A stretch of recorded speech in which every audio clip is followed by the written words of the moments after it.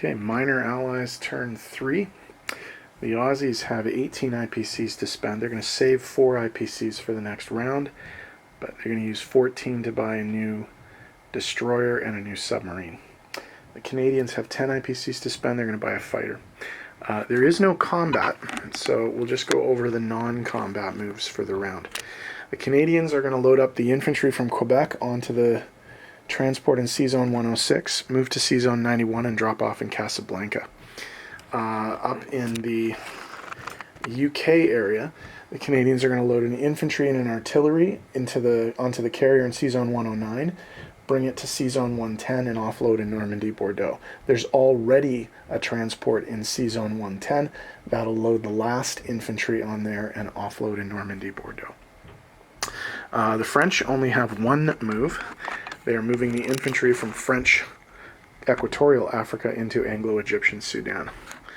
The Aussies have no movement. They're just going to sit where they are.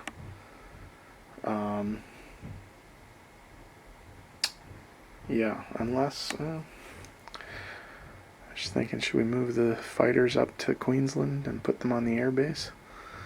Won't really do much good. I'll just give them a target for the Japanese. Yeah, I think we'll stay there. Okay, so they're not going to move at all. So that's the non-combat moves. There are no combat moves, so there's nothing to roll. So we'll be back in a sec with placements and money. Okay, I had it marked, but I don't think I mentioned it. The Canadian fighter in UK is going to land in Normandy, Bordeaux.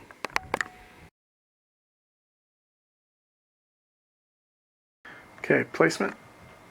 Placement, Canadian fighter goes in Quebec. And Aussie naval elements have to go in C-Zone 62. So there they are. Income hasn't changed. The Aussies still have 10 IPCs base income. They saved 4 from last turn, so they're going to bank 14. The Canadians had 7 IPCs basic income. They do retain their national objective because they just put an infantry into Casablanca.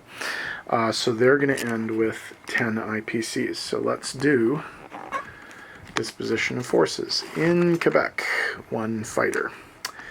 In C-Zone 110, 2 transports and a destroyer. In Normandy, Bordeaux, 2 infantry, 1 artillery, and 1 fighter. And in C-Zone 91, 1 transport, and in Casablanca, 1 infantry. The French still have their original 2 infantry and 1 fighter in the United Kingdom. They have an infantry in Casablanca, an infantry in Morocco, an infantry in Anglo-Egyptian Sudan, and an infantry in Cairo. There's also a destroyer in C-Zone 81. The cruiser was lost last round. Aussies,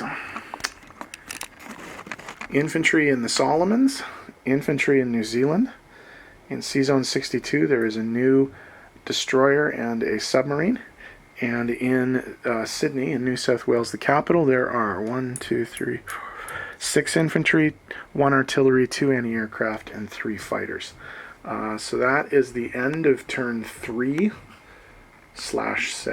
right? Because remember we started, turn 1 is turn 4, kind of. So we're going to move on to turn 4/7 next, and so that means Russia will be up.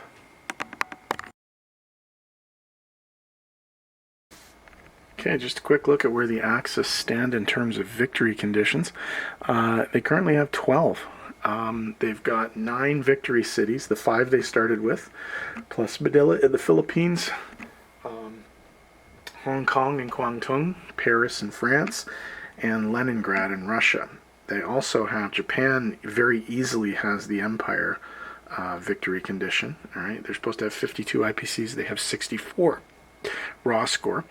They currently have World Oil 1. They control 5 of 10 oil territories, let alone 4.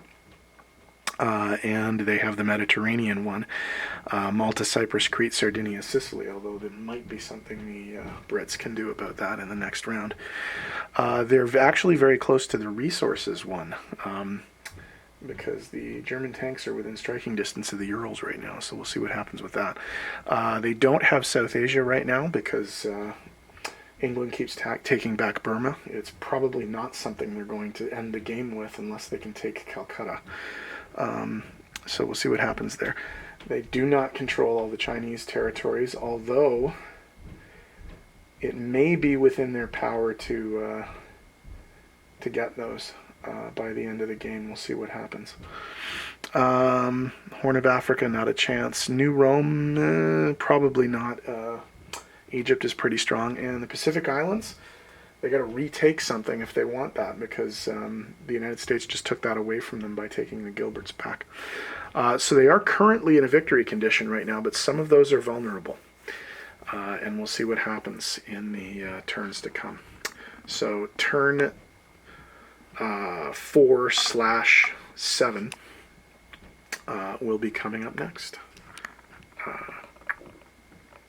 Russia turn, or USSR turn 4 is up next.